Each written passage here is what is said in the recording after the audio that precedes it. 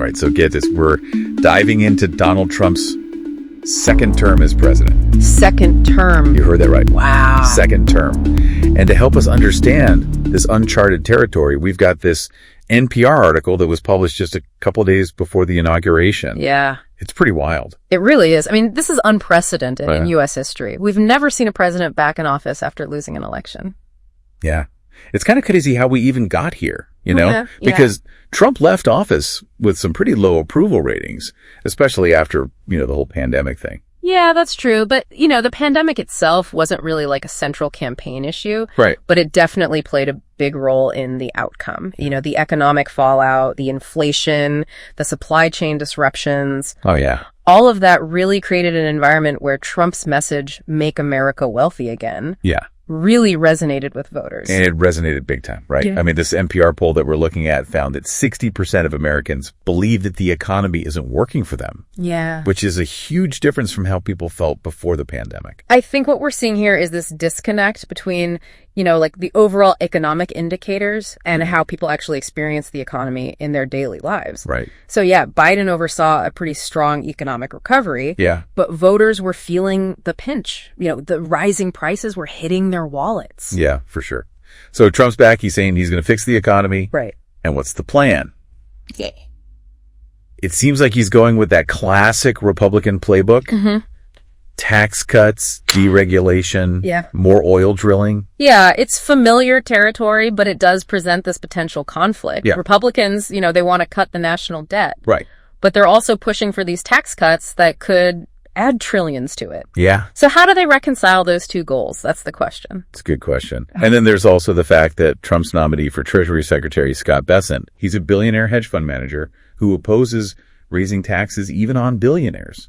It's interesting, right? It is. It really highlights this clash of ideologies within the Republican Party. Right. Like Trump's fondness for tariffs. Oh, yeah. That kind of goes against traditional GOP thinking. Yeah. And according to this NPR poll, a lot of people are skeptical about whether tariffs actually work. Yeah, it's a mixed bag for sure. And it's not just economic policies where we're seeing this skepticism. I think when you look at the social and cultural landscape, Yeah, it's clear that Trump is focusing on some really hot button issues. absolutely. Immigration, woke culture, even like getting revenge on people he sees as enemies. He's not holding back. No, he's not.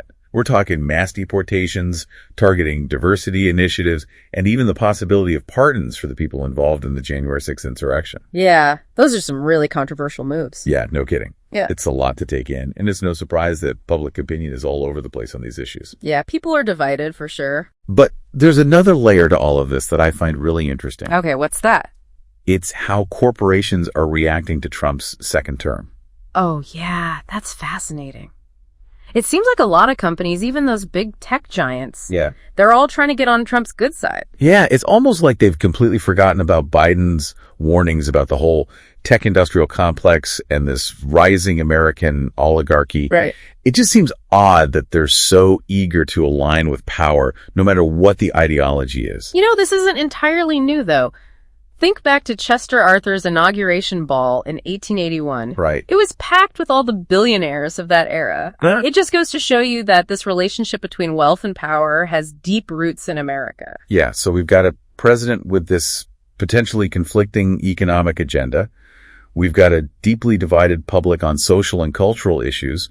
And we've got a corporate world that seems to be embracing the new administration. Right. So where does that leave us? That's the million-dollar question, right? Will Trump overreach with this perceived mandate? Like, have other presidents done that in the past? Right. Or will he handle things differently this time around? It's a great question, and it's going to be really interesting to see how it all plays out. But we're going to have to pause our analysis here and take a quick break.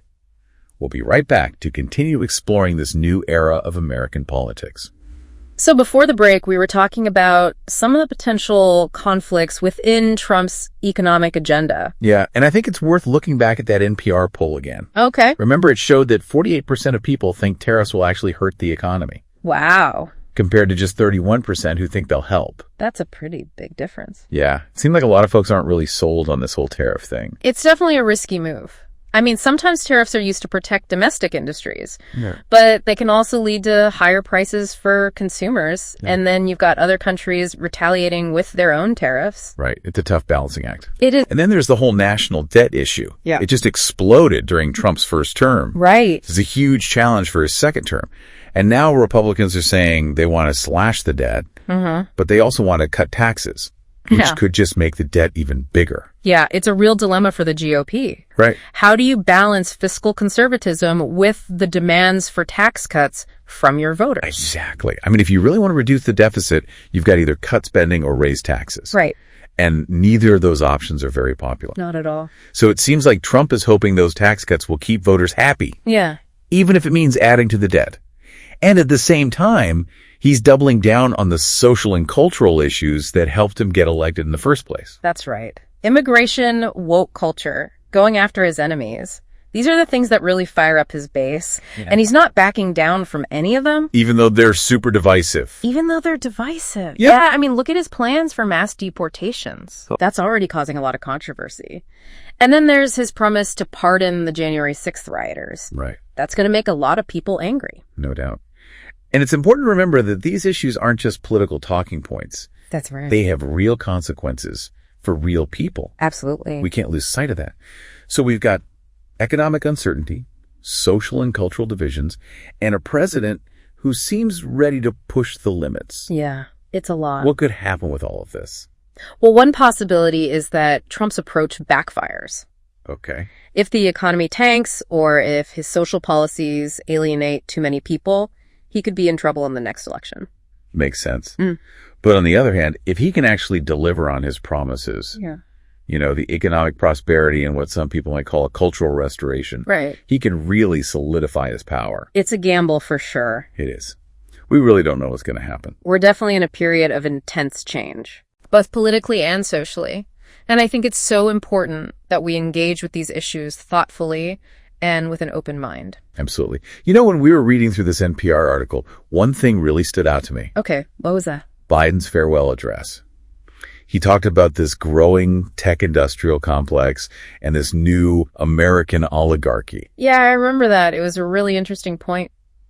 especially when you consider how corporations are reacting to Trump's second term. Right. I mean, it seems like all these companies, including the big tech companies, Yeah. they're all lining up to support Trump. Even with all his populist rhetoric and his attacks on the elites. It's kind of a paradox, isn't it? It is. Yeah, But it also shows you just how powerful wealth and influence are in American politics. that's true. And it raises some important questions about the role of corporations in a democracy. Yeah, like who are they accountable to? Their shareholders, their customers, the government. Exactly. Huh. And how do we make sure their interests align with the public good? Those are tough questions. No easy answers. Definitely. Hey, But they're questions we need to think about as we try to make sense of this new political landscape. I agree. So to kind of recap, we've seen how all these different factors came together. Right. The pandemic, economic anxieties, social and cultural divisions. Yeah. All of that helped create the conditions for Trump's unlikely return to power. And then we looked at his agenda with its mix of classic Republican policies and populist appeals. Right. And we talked about the potential for both progress and conflict in the future. It's a lot to digest. It is. But hopefully this deep dive has given you a better understanding of what's going on as we enter this new chapter in American history. And maybe it sparks some questions for you. Yeah, because the best deep dives are the ones that leave you wanting to learn more. Now, before we wrap up, I want to highlight one more fascinating thing from this NPR article. Okay, so this NPR piece, it talks about this really interesting historical parallel. Oh, really? What's that? So it mentions that back in 1881, Chester Arthur's inauguration ball was just packed with the so-called billionaires of the day. Oh, wow. That's kind of crazy when you think about it. Especially with all the stuff we were just talking about with corporations and how they're reacting to Trump's second term. It seems like history just repeats itself. I know, right? It makes you wonder about power in America. I mean, Yeah. Is it really a government of the people, by the people, for the people? Right. Or is there something else going on? Like this weird connection between wealth and political influence and what voters actually want. That is a huge question. It's something people have been debating since the very beginning of this country. Yeah, and I think this NPR article, it really brings that whole debate back to the forefront. I agree. It makes us think about some uncomfortable truths about how money and power work in our society. Yeah, it definitely does. And it makes you think about what role we each play in all of this. Right. So where do we go from here? I mean, we've covered so much today, the economy, social issues, how corporations are reacting to Trump. It's a lot. It is. But I think this NPR article, it does a really good job of explaining how complicated all of this is. But like any good deep dive, this is really just the starting point. Right. There's so much more to explore and analyze and discuss. Exactly. And that's what makes it so interesting, right? It's not about having all the answers. It's about asking the right questions. Exactly. And I think one of the biggest questions this article asks is, will Trump overreach with this so-called mandate? Yeah. We've seen other presidents do that, and it usually doesn't end well. Right. Just because you win an election, it doesn't mean you can just do whatever you want. Exactly. So the question is, can Trump balance what he wants with what the American people actually need and want? Right. Can he find ways to work with people who disagree with him? Right. Can he govern in a way that brings people together instead of dividing them? Those are going to be the key questions during his second term. It's going to be fascinating to see what happens. And of course, we'll be here every step of the way trying to make sense of it all. But for now, I think it's important to remember that we're not just passive observers. We can actually shape what happens in this country. Yeah, we can't just sit back and watch. Yeah. We have to get involved and make our voices heard. Exactly. Whether it's voting or contacting our elected officials or even just having conversations with our friends and family. Yeah. We all have a responsibility to participate in this whole democracy thing. And don't forget, there are resources out there to help you stay informed. This NPR article is a great example. It's well-researched, it's insightful, and it makes you think. I highly recommend checking it out. Absolutely. Yeah. And we'll make sure to include a link to the article in the show notes. So as we wrap up this deep dive into Trump's second term, I want to leave you with one final thought. We're living in a really crazy time. There's a lot of change and uncertainty. Yeah. But within all of that, there's also opportunity. The opportunity to learn and grow and make a difference. I like that. Let's embrace that opportunity together. Absolutely. Well, that's it for our deep dive today. Thanks for joining us. And remember, stay curious, keep learning, and keep diving deep.